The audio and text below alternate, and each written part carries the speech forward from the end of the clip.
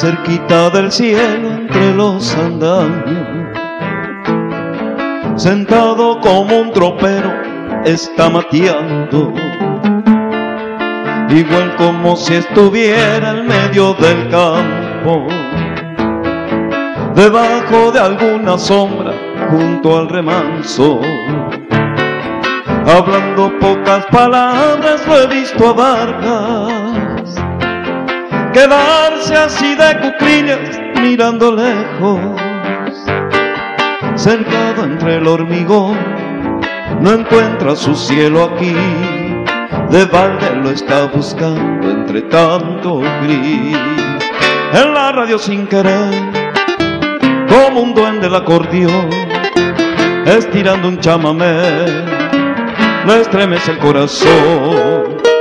Si hasta le parece hangar, que si suelta un zapucay, los peones le han de oír en la estancia El Paraíso.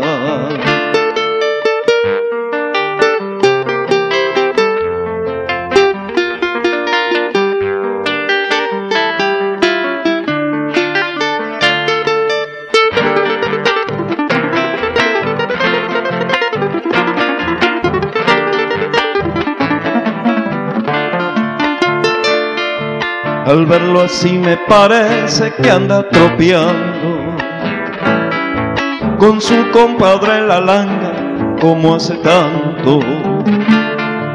Qué pena me da mirarlo entre los andamios, con todo ese cielo adentro como sangrando, detrás del vuelo aterido de una paloma.